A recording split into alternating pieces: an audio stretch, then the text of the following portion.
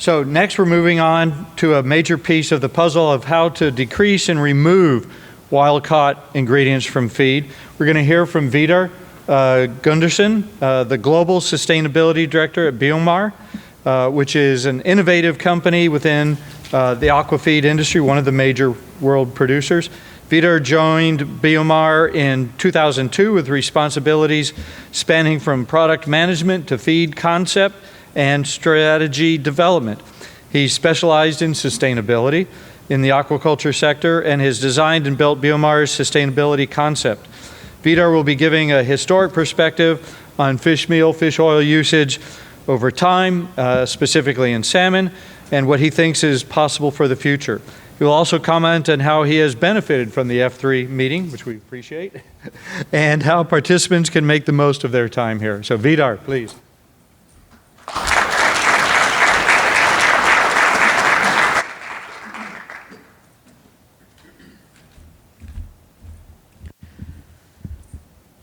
So thank you. Thank you for having me. I'm very happy to be here.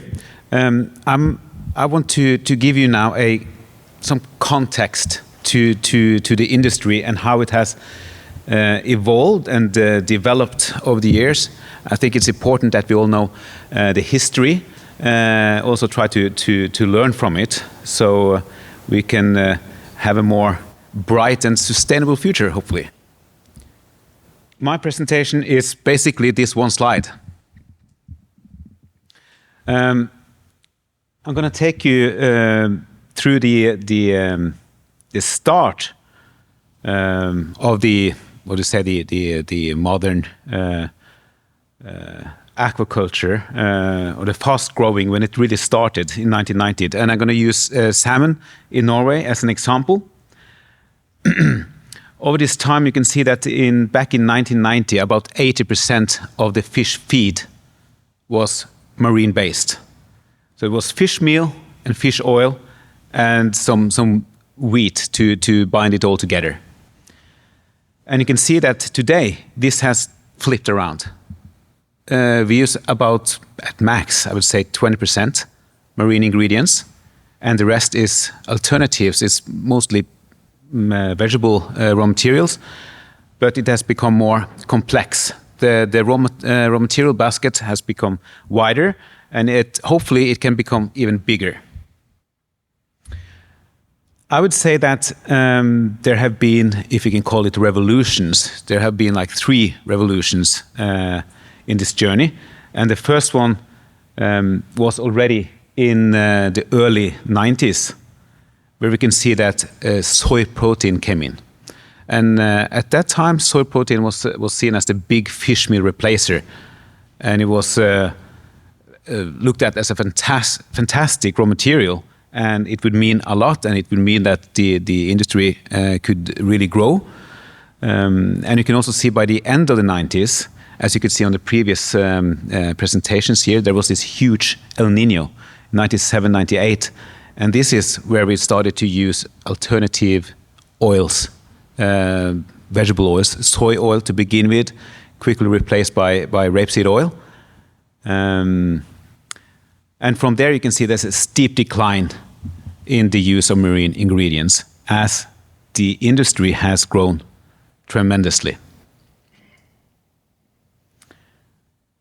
The third revolution, I would say, that we are in right now.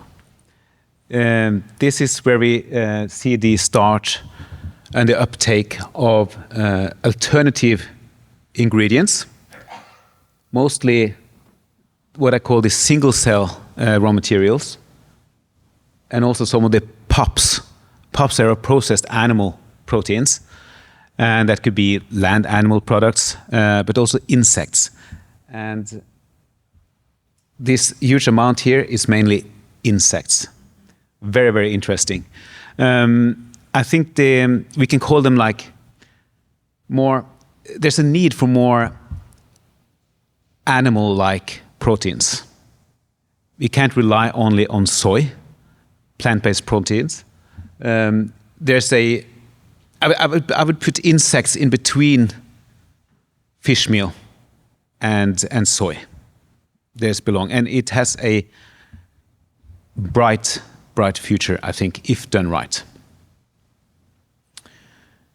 You can also see that back in the early 90s here, there's also used paps a lot. And here it was blood meal, great raw material, land animal products. But then we had the mad cow disease.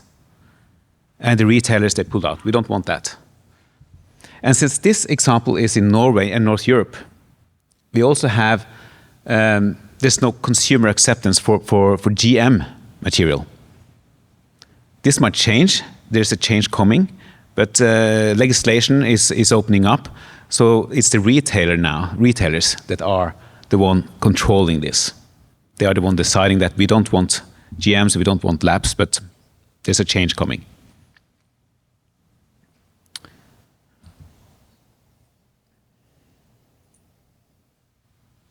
What I see now as the future, I would see that, in the coming years, it will still be plant-based, mostly the diets for salmon, but we can see that more and more single-cell raw materials that been yeast, microalgae, proteins, fermented, and insects coming in.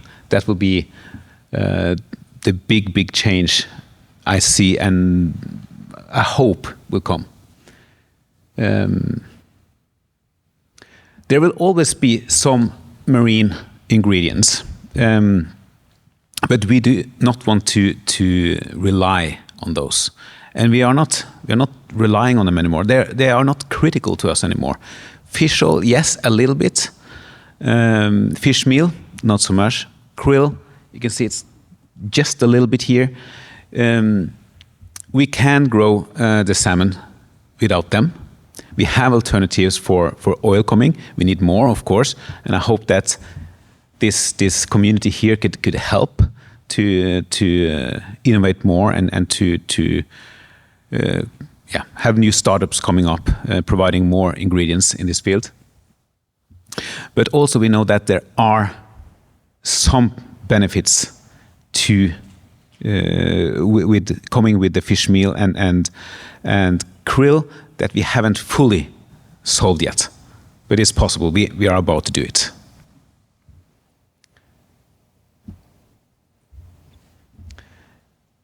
If we clean this up a little bit more, we can see some other trends here. Circular and restorative use, ingredient use is going up, and that's a good thing. We want to use more byproducts. We want to use more regenerative commodities. We also have set ambitions in BioMar to promote that. So hopefully we'll see much more use of those in the future. Fish in, fish out, or the forage fish dependency ratio is going down, and we want it to continue to go down. We do not want to rely on those kind of raw materials. So that's an also important indicator, a kind of sustainability indicator for us. And then, of course, we have the carbon footprint, which everyone is concerned about. The interesting thing is that you can see that the carbon footprint was much lower in 1990 than it is now. And that's because fish meal and fish oil have a very low carbon footprint. And then we have customers, farmers saying that, well, why don't we go back to that? And we have solved everything. That would be easy, but we can't because there are no much more fish oil and fish meal available. So we need alternatives. So we need to drive down this carbon footprint without using more of those marine raw materials. And we are doing that. From these trend lines, we have created some indicators or parameters, if you like. We call them the BioSustain impact parameters. BioSustain is our sustainability concept and program. And we designed this to help, not ourselves just to reach our ambitions, but also our customers on what we call this blue journey to improve on all these indicators. So hopefully that will be a win-win and can stimulate all of us to do better.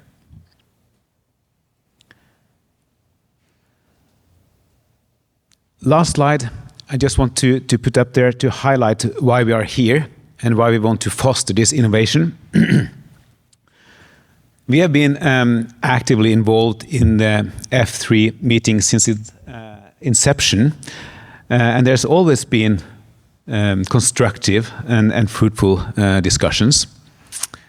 And I find the F3 forum to be valuable, a valuable platform for sharing knowledge, experience, and best practices in the field of novel and alternative raw materials. And as I said, to foster innovation and collaboration among key players in the aquaculture industry. I also want to highlight the importance of educating each other here, to really help us understand what are we dealing with and how can we do better. So we are glad to be a part of the F3 community and to contribute to its vision and creating a more sustainable and resilient aquaculture sector. And I hope that I could provide some history and some context to what we're doing here. So yeah, thank you.